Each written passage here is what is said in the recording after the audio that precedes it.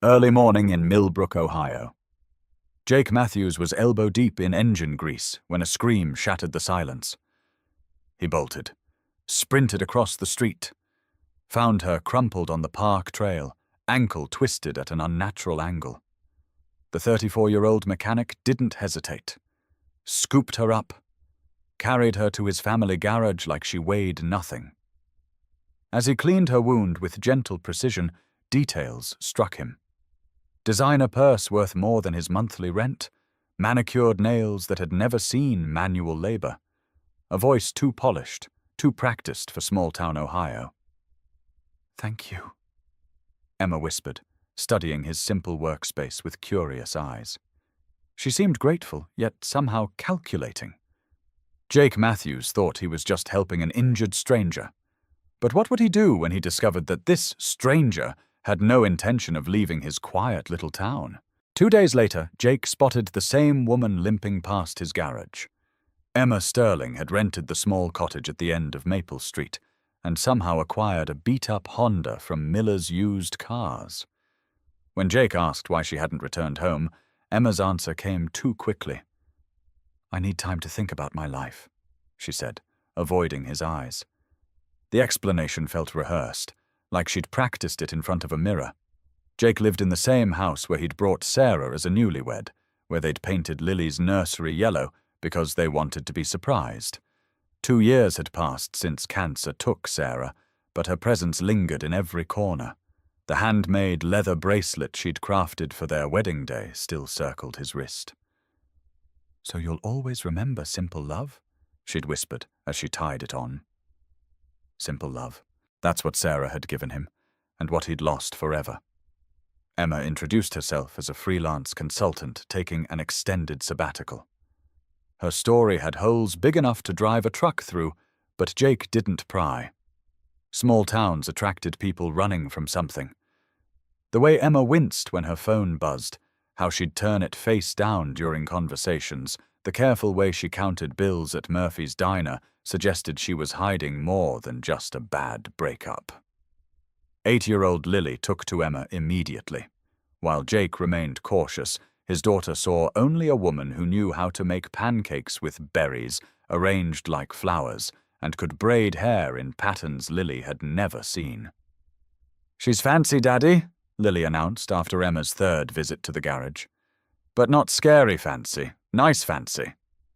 Jake wondered what his daughter meant by that distinction. Emma's visits became routine. She'd stop by with coffee from the diner, claiming her rental car was making strange noises. Jake soon realized she knew more about engines than most of his regular customers. Her questions were too specific, her understanding of torque specs too precise for someone who supposedly drove only to the grocery store. But he played along, enjoying the company more than he cared to admit. The first month passed like this. Emma would appear each morning around 9, after Jake had dropped Lily at school.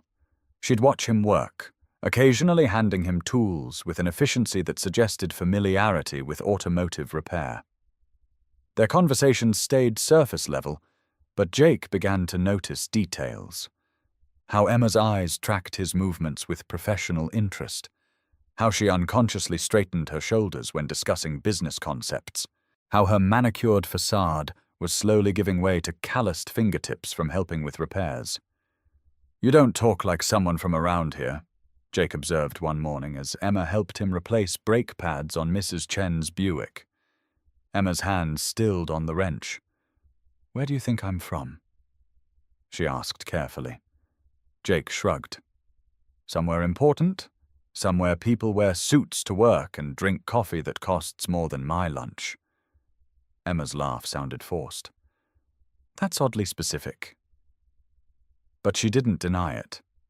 The 2nd month brought deeper conversations. Emma asked about Sarah with genuine curiosity, not the awkward sympathy most people offered. What was she like? Became a question Jake actually wanted to answer. He found himself sharing stories he hadn't told anyone since the funeral.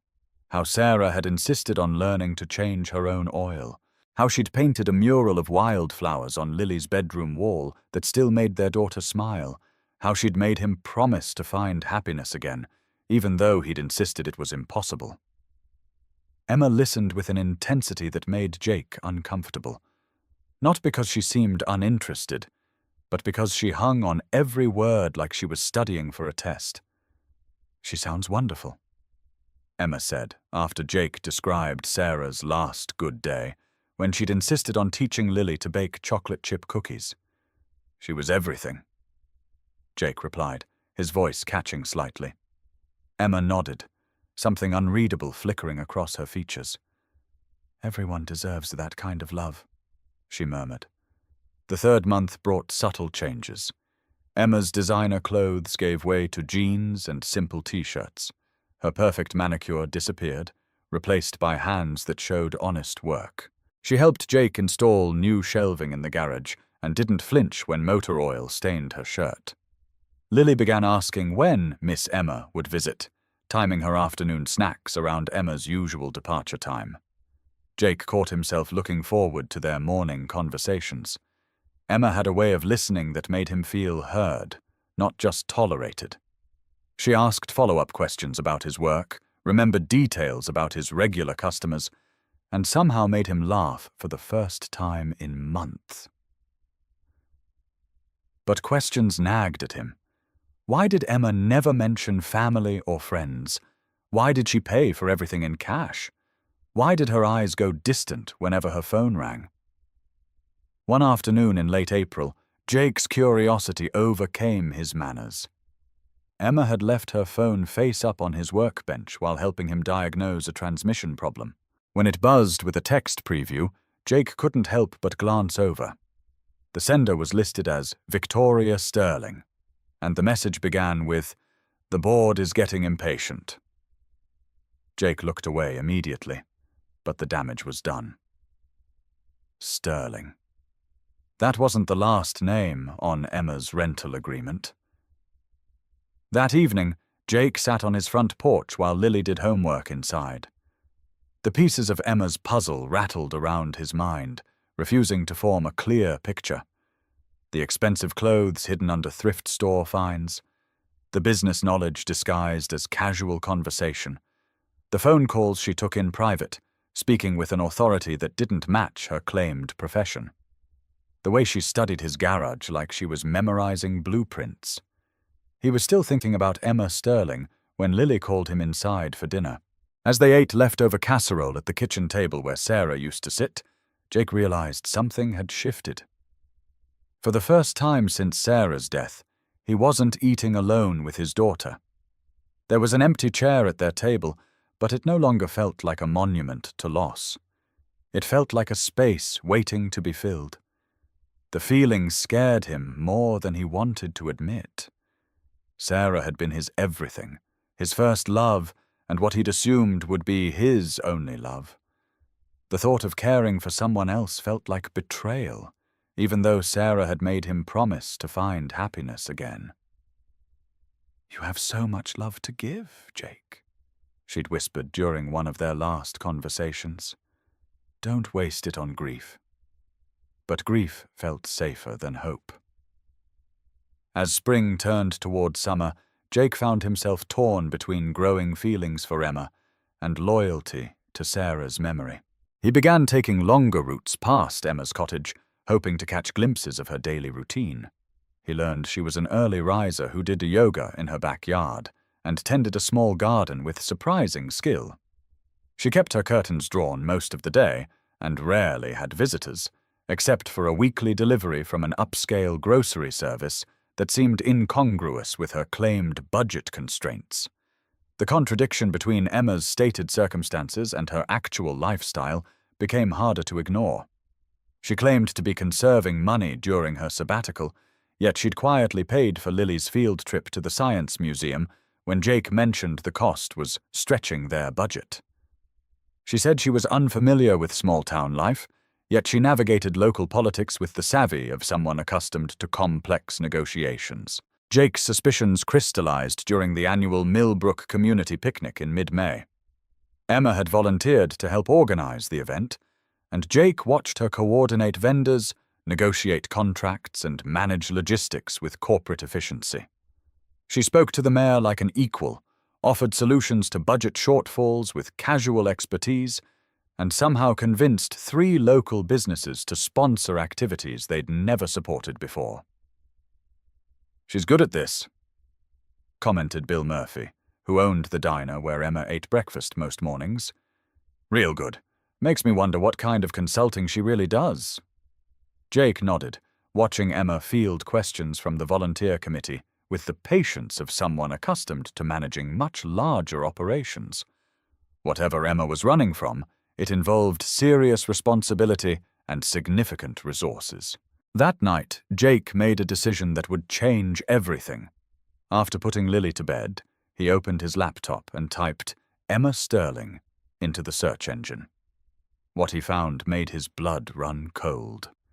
The first result was a Forbes article titled, "Sterling Dynamics CEO Takes Indefinite Leave Following Personal Crisis." The accompanying photo showed Emma in a power suit, standing behind a podium at what appeared to be a shareholder meeting. Her hair was shorter, her smile more practiced, but it was unmistakably the same woman who'd been helping him organize his tool collection for the past 3 months. Jake scrolled through article after article, each one revealing another layer of deception. Emma Sterling wasn't a freelance consultant taking a sabbatical. She was the chief executive officer of Sterling Dynamics, a technology conglomerate worth over $2 billion. The articles painted a picture of a woman who'd built an empire, lost her husband in a tragic accident, and subsequently disappeared from public life without explanation. The timeline matched perfectly. David Sterling had died in a car crash 6 months ago, shortly after which Emma had vanished from corporate events and board meetings. Her company's stock price had fluctuated wildly in her absence, and industry analysts speculated about everything from a hostile takeover to a complete mental breakdown. Jake stared at his laptop screen until his eyes burned. The woman he'd been falling for didn't exist. Emma, the freelance consultant, was a fiction, a character played by someone whose daily decisions affected thousands of employees and millions of dollars. The simple life she claimed to want was just another lie in a web of deception that stretched back months. He thought about every conversation they'd shared, every moment of apparent vulnerability, every laugh they'd exchanged over coffee and motor oil. Had any of it been real? Was he just an amusing diversion for a billionaire slumming it in small-town Ohio? The questions multiplied until Jake felt physically sick. The next morning, Jake could barely look at Emma when she arrived at the garage with her usual coffee and easy smile. She seemed to sense his changed mood, but attributed it to typical masculine emotional complexity. "Rough night?" she asked, handing him a cup from Murphy's diner. Jake accepted it without meeting her eyes. "Something like that," he muttered, turning back to the engine he'd been pretending to examine. Emma spent the morning trying to break through Jake's sudden coldness, but he deflected every attempt at conversation. Finally, she set down her tools and faced him directly. "What's wrong? Did I do something?" The genuine concern in her voice almost broke his resolve. "Almost." "Nothing's wrong," Jake lied. "Just busy today." Emma studied his face with the intensity of someone used to reading people's true motivations. "You're a terrible liar, Jake Matthews." The irony of her statement hit Jake like a physical blow. Emma Sterling, billionaire CEO, was calling him a terrible liar. He let out a bark of bitter laughter that made Emma step back. "That's rich, coming from you," he said, finally meeting her eyes. Something in his expression must have warned her, because Emma's face went very still. "What do you mean by that?" she asked carefully. Jake pulled out his phone and showed her the Forbes article, watching her face crumble as she recognized the photo. For a long moment, neither of them spoke. Emma sank onto the garage's single folding chair, looking smaller than Jake had ever seen her. "How long have you known?" she asked quietly. "Since last night," Jake replied. 3 months, Emma. 3 goddamn months of lies. Emma's explanation came in a rush of words that sounded rehearsed yet desperate. She talked about David's death, the crushing pressure of running a corporation while grieving, the way her life had become a performance she couldn't sustain. She'd chosen Millbrook randomly, she claimed, looking for a place where she could disappear and remember who she used to be before success and tragedy redefined her existence. "I never meant for it to go this far," Emma said, tears streaming down her face. "I thought I'd stay a few weeks, maybe a month. But then I met you and Lily, and for the first time in years I felt like myself again. Not Emma Sterling, CEO. Just Emma. Just a woman who could help fix cars and make pancakes and listen to stories about the love of your life." Jake wanted to believe her. The pain in her voice sounded genuine, and her tears appeared real. But trust, once broken, proved impossible to repair with explanations. "Do you have any idea what this feels like?" he asked, his voice hoarse with suppressed emotion. "I told you about Sarah, about losing the only woman I ever loved. I shared things with you that I haven't told anyone. And the whole time, you were lying about who you are." Emma reached for his hand, but Jake pulled away. "I know how it looks," she said desperately.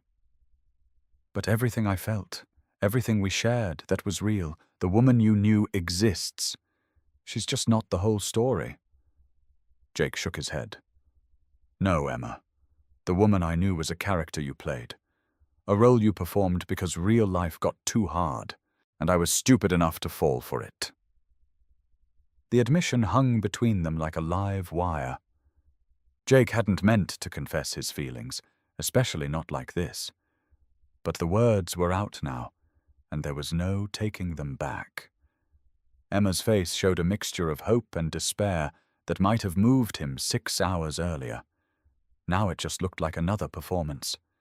"Jake, please," Emma whispered. "Give me a chance to explain everything. Let me show you that what we have is real, even if the circumstances weren't honest." Jake turned away, focusing on the engine that suddenly seemed like the most important thing in the world. "What we have? We don't have anything, Emma. You made sure of that when you decided to base our entire relationship on a lie." Emma sat in silence for several minutes, and Jake almost hoped she might find words that could bridge the chasm between them. Instead, she stood quietly and walked toward the garage door. "For what it's worth," she said without turning around, "falling for you wasn't part of the plan. That was the most honest thing I've done in years." Then she was gone, leaving Jake alone with his tools and his shattered trust. The next 2 weeks passed in a blur of routine and regret. Jake threw himself into work, fixing every car in Millbrook and traveling to nearby towns when he ran out of local projects. Lily asked about Emma every day until Jake snapped at her to stop mentioning the woman who'd abandoned them. His daughter's hurt expression haunted him for hours afterward. Emma's cottage remained occupied, but Jake never saw her leave or return. Groceries appeared on her doorstep, and her lights came on each evening, but she'd become a ghost haunting the edges of his consciousness. Part of him hoped she'd pack up and return to her billion-dollar life, making it easier to forget she'd ever existed. Another part of him waited for her to show up at the garage with an explanation that could somehow make everything right. Neither scenario played out the way Jake imagined. Instead, on a humid Thursday morning in early June, a convoy of black SUVs rolled down Millbrook's main street like an invasion force. Jake watched from his garage as the vehicles parked outside Emma's cottage, disgorging men in expensive suits who moved with corporate efficiency. The lead figure was a woman in her 60s, silver-haired and sharp-featured, who surveyed Millbrook like a general assessing a battlefield. Even from a distance, Jake could see the family resemblance to Emma in the set of her shoulders and the tilt of her chin. This had to be Victoria Sterling, the mother-in-law whose text message had started Jake's investigation. Within an hour, word spread through Millbrook's efficient gossip network.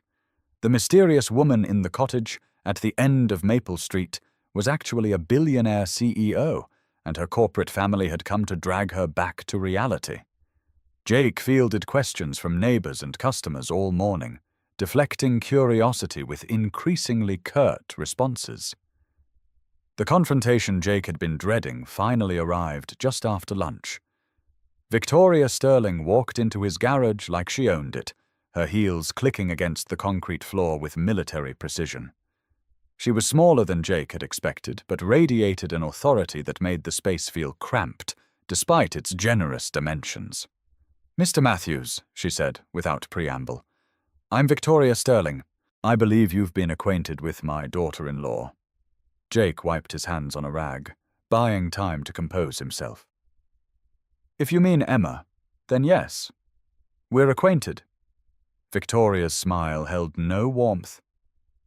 "Acquainted. That's a diplomatic way to put it." Victoria's next words hit Jake like a physical assault. She knew about every coffee shared, every conversation exchanged, every moment of growing intimacy between Jake and Emma. The corporation employed private investigators, she explained, who'd been monitoring Emma's activities since her disappearance. Jake's garage, his home, his relationship with his daughter had all been under surveillance for months. "Emma is experiencing what psychologists call a dissociative episode," Victoria continued, her voice clinical and detached. "She's created an elaborate fantasy life to avoid dealing with her responsibilities and her grief. You and your daughter have become props in her healing narrative. I'm sure it feels real to you, but I assure you it's temporary." Jake's hands clenched into fists at his sides. The casual way Victoria dismissed his feeling, reduced his life to a therapeutic exercise, made him want to throw her out of his garage physically. "You don't know what you're talking about," he said through gritted teeth. "Whatever Emma was running from, what we built together was real." Victoria's laugh was sharp and condescending. "Mr. Matthews, Emma owns a penthouse in Manhattan that costs more per month than you make in a year. She has 15,000 employees depending on her decisions and board meetings that determine the fate of companies across 3 continents. Do you honestly believe she'll choose your garage over all of that?"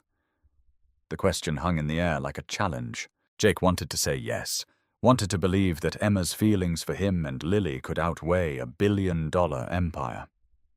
But doubt crept in, whispering reminders of how easily Emma had maintained her deception, how naturally she'd slipped into corporate efficiency during the community picnic, how comfortable she'd seemed with authority and influence. Victoria pressed her advantage. "I've taken the liberty of researching your financial situation, Mr. Matthews. You owe $45,000 in medical bills from your late wife's treatment.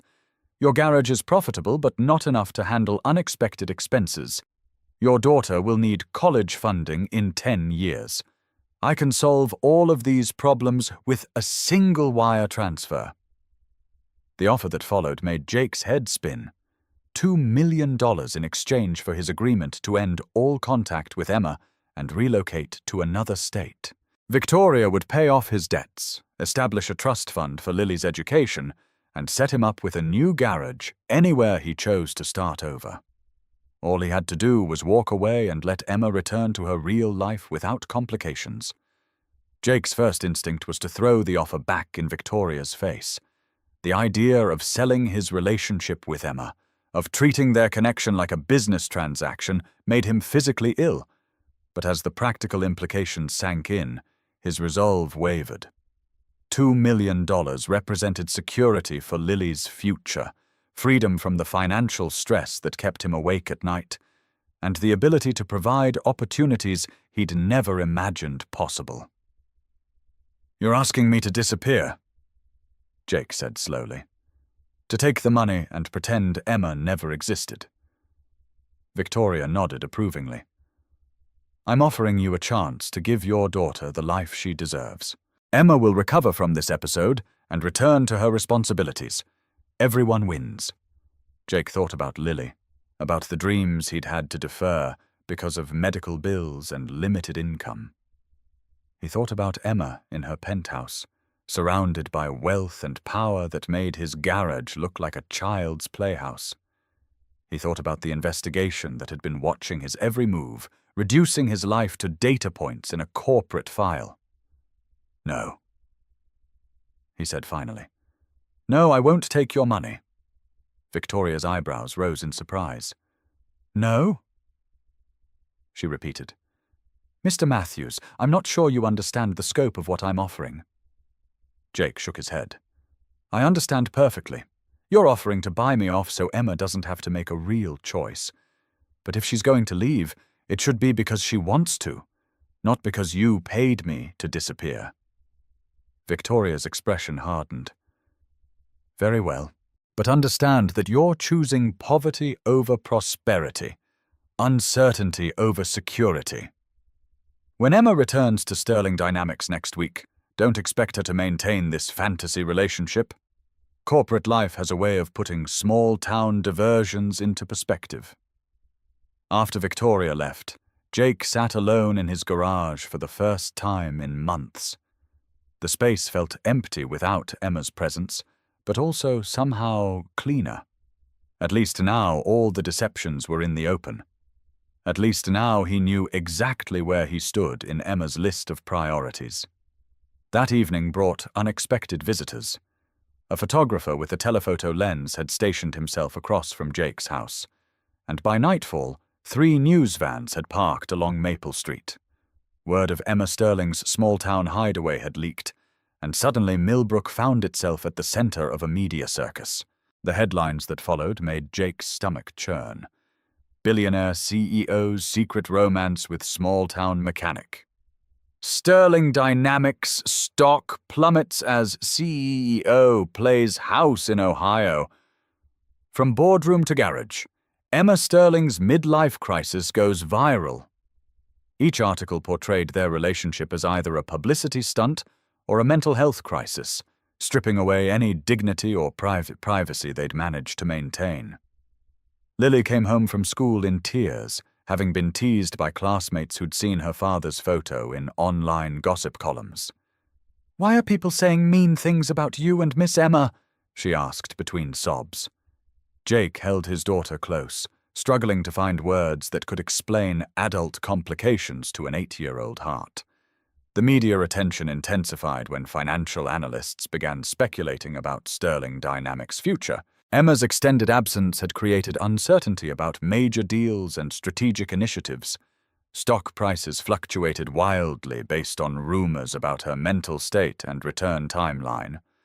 Jake realized with growing horror that his personal life had become entangled with corporate politics affecting thousands of jobs and millions of dollars. On Friday morning, Emma finally appeared at his garage door.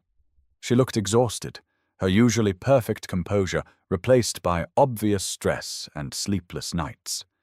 The woman who'd hidden her identity so carefully for months now seemed stripped of all pretense. "I'm sorry," she said without preamble. "I'm sorry about Victoria, about the investigators, about the media circus. I never wanted any of this to touch you and Lily." Jake continued working on the transmission he'd been rebuilding, not trusting himself to look at her directly. "But it did touch us, because you made choices that had consequences you didn't consider." Emma stepped into the garage, closing the door behind her. "You're right. I was selfish and thoughtless, and I hurt people I care about. But Jake, please believe me when I say that what happened between us was real. My feelings for you and Lily weren't part of some corporate strategy or therapeutic exercise." Jake finally looked up, studying Emma's face for signs of the performance skills that had fooled him for months. What he saw was exhaustion, regret, and something that looked like genuine love. It would have been easier if she'd seemed calculating or manipulative. Instead, she looked like a woman who'd made terrible choices and was finally facing the consequences. "It doesn't matter if your feelings were real," Jake said quietly. What matters is that you have 15,000 employees counting on you to do your job. You have a company worth billions of dollars that's falling apart because you decided to play dress-up in small-town America. You have responsibilities that don't just disappear because you want a different life. Emma's face crumpled at his words. "You sound like Victoria," she whispered. "Like my worth is measured only by corporate success and stock prices." Jake shook his head. "No, Emma. I sound like someone who understands that actions have consequences. You can't just walk away from your life because it got difficult. People depend on you." The conversation that followed was the most honest they'd ever shared. Emma talked about the crushing pressure of running a corporation while grieving her husband's death. She described board meetings where she'd made decisions affecting thousands of jobs while struggling to get out of bed each morning. She explained how David's accident had shattered her confidence in her ability to balance personal happiness with professional success. "I came here to remember who I used to be," Emma said, "before David died, before I became responsible for everything and everyone. I wanted to find Emma again, not just the CEO who inherited a company." Jake listened with growing understanding, but unchanged resolve. "And did you find her?" he asked. Emma nodded slowly. "I found her with you, in this garage, making pancakes with Lily, learning to fix engines with my hands instead of managing spreadsheets with my mind. I found the woman David fell in love with, the one who got lost somewhere between quarterly reports and hostile takeover attempts." Jake felt his resistance weakening, but forced himself to stay focused. "Then you know what she would tell you to do. The Emma I knew wouldn't abandon 15,000 people because her personal life got complicated.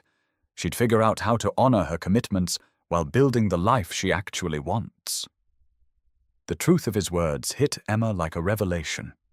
She'd been so focused on escaping her responsibilities that she'd forgotten why those responsibilities mattered. Sterling Dynamics wasn't just a corporation. It was thousands of families depending on steady paychecks, communities built around manufacturing facilities, and innovations that could improve millions of lives. "You're right," Emma said finally. "I have to go back. But Jake, that doesn't mean what we have isn't real or important. I want to find a way to honor both parts of my life."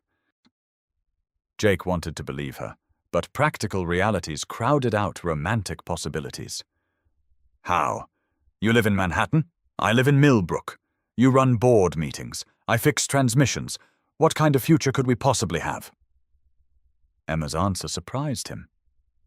"The kind we build together, if you're willing to try. I can't walk away from Sterling Dynamics, but I don't have to let it consume my entire life. I can restructure my role, delegate more authority, spend time in places that matter to me."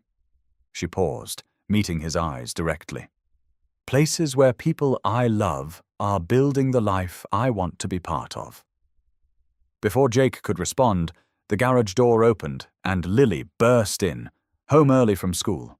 She launched herself at Emma with the unconscious affection of a child who hadn't learned to complicate love with adult anxieties. "Miss Emma, I missed you so much. Daddy said you might have to go away, but I told him you wouldn't leave without saying goodbye."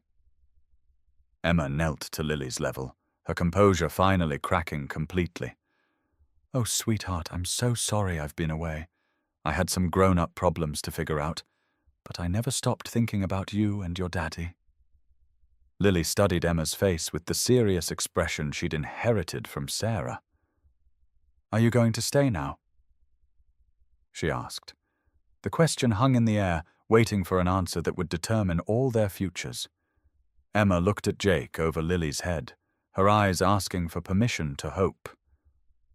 "I don't know yet, baby," Emma said honestly. "That's something your daddy and I need to talk about." Lily nodded solemnly, then brightened. "Can we make pancakes while you talk? Talking is easier with pancakes." That evening, after Lily had fallen asleep, Jake and Emma sat on his front porch, watching fireflies dance across the yard where Sarah had once planted wildflowers.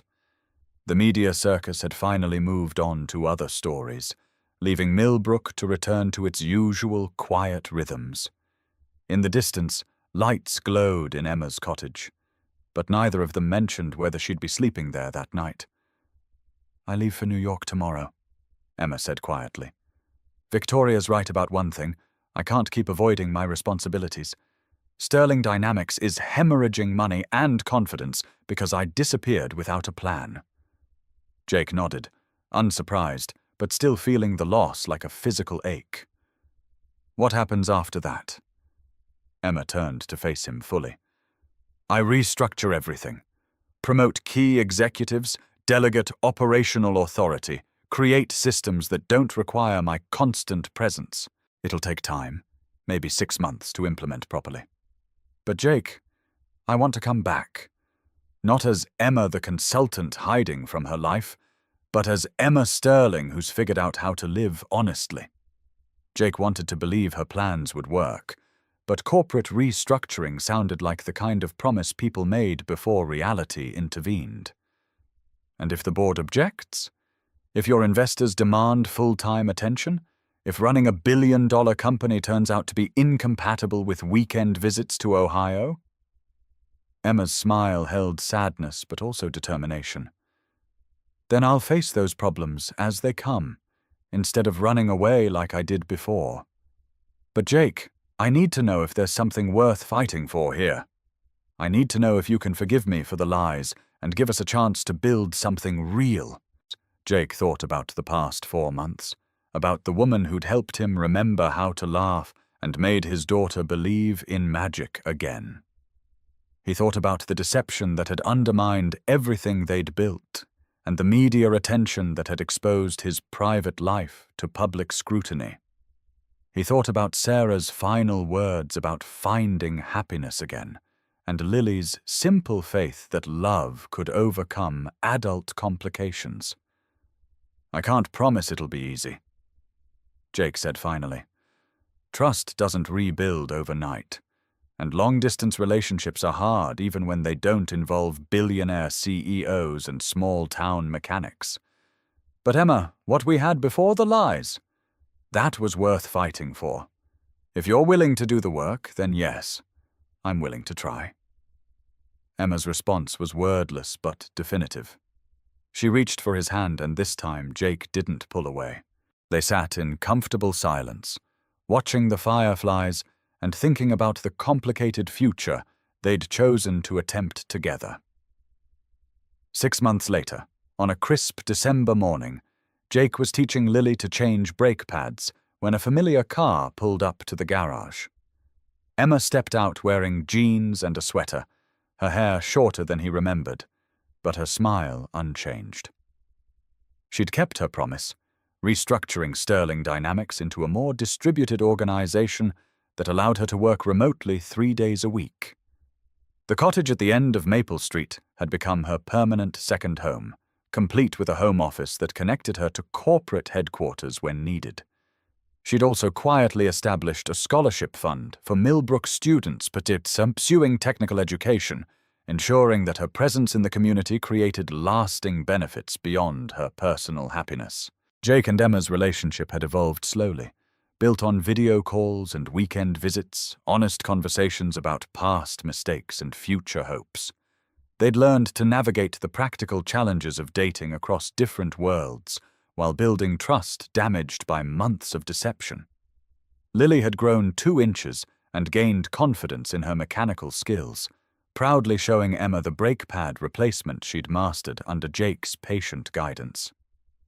"Look what I learned while you were gone," she announced, displaying hands blackened with honest grease. Emma admired the work with genuine appreciation, then rolled up her sleeves to help. That evening, as they cleaned up from dinner, Jake noticed Emma wearing 2 bracelets on her wrist. One was expensive leather he recognized from their early meetings, a reminder of her corporate life and the husband she'd lost. The other was simple braided leather she'd learned to make during her visits, a symbol of the simpler life she'd chosen to embrace alongside her professional responsibilities. Jake wore his own matching pair now, Sarah's wedding gift, which honored his first love and the foundation of his capacity for devotion, and Emma's newer creation, which represented his willingness to love again without forgetting what came before.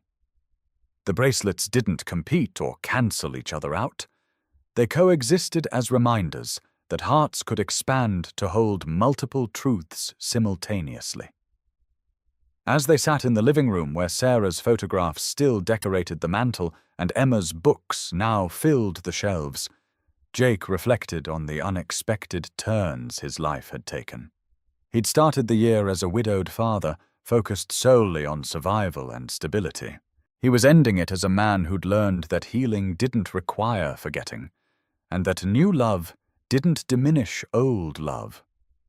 Emma had found her own balance between corporate success and personal fulfillment. Sterling Dynamics was thriving under her restructured leadership model, but she no longer defined herself solely by professional achievements. She'd learned to delegate authority without abandoning responsibility, to pursue happiness without ignoring duty. The woman Jake had fallen for in those first deceptive months had been real after all, just incomplete. Emma Sterling, the CEO, and Emma, the small-town resident, weren't separate identities, but different facets of the same complex person. Jake had learned to love both versions and the integration they represented. That night, after Lily had gone to bed, Jake and Emma stood in his garage, looking at the space where their relationship had begun with deception and nearly ended with betrayal. Tools hung in their proper places, workbenches stood ready for tomorrow's projects, and motor oil stains marked the concrete floor like a map of honest labor. "Do you ever regret it?" Emma asked quietly. "The lies, the media attention, the complications I brought into your life?" Jake considered the question seriously. The past year had been difficult in ways he'd never imagined, but it had also brought gifts he'd never expected. "I regret the deception," Jake said finally. "I regret that we lost time rebuilding trust that should never have been broken. But Emma, I don't regret falling for you, and I don't regret fighting for what we built together. Lily has someone who loves her like a mother. I have someone who challenges me to grow while accepting who I am. That's worth whatever complications came with it." Emma nodded, understanding flowing between them without need for elaborate explanation. They'd both learned that authentic love required accepting people's complete selves, including the parts that didn't fit convenient categories or simple narratives. As they turned off the garage lights and walked toward the house, Jake realized he'd finally answered the question that had haunted him since Sarah's death. It was possible to honor the past while embracing the future. It was possible to love completely more than once. It was possible to heal without forgetting, to grow without abandoning what had shaped you. The man who'd carried an injured stranger to his garage nearly a year ago had thought he was simply helping someone in need. He'd discovered instead that sometimes the people we rescue end up rescuing us in return, and that the most profound transformations begin with the smallest acts of kindness. Jake Matthews had learned to love again, not because he'd forgotten Sarah, but because she'd taught him that love was meant to be shared, not hoarded. Emma Sterling had learned to live authentically, not by abandoning her responsibilities, but by integrating them with her deepest values and desires. Together, they'd built something neither could have created alone, a relationship that honored both their histories and their hopes, a love that was complicated but genuine, a future that promised challenges but also boundless possibilities. In the quiet house where Sarah's memory lived peacefully alongside Emma's presence, where Lily's laughter echoed through rooms that had once known only grief, Jake finally understood what his late wife had meant about not wasting love on sorrow. Love was meant to multiply, not diminish. Hearts were meant to expand, not close. And sometimes The greatest act of honoring the past was learning to embrace an unexpected future. The struggling single father who'd carried a woman with a twisted ankle had no idea he was rescuing someone who would teach him that healing and loving could happen simultaneously. The billionaire CEO who'd been running from grief and responsibility had no idea she was about to discover that authentic life required integration, not escape. Neither of them had planned to fall in love.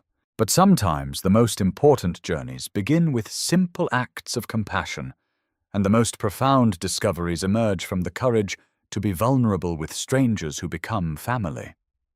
In Millbrook, Ohio, where small-town rhythms created space for big city dreams, where honest work could coexist with corporate success, where past love could make room for future happiness, Jake Matthews and Emma Sterling had learned that the heart's capacity for healing was matched only by its capacity for hope. And in the garage where their story began, tools waited patiently for hands that had learned to build not just engines, but lives worth living together.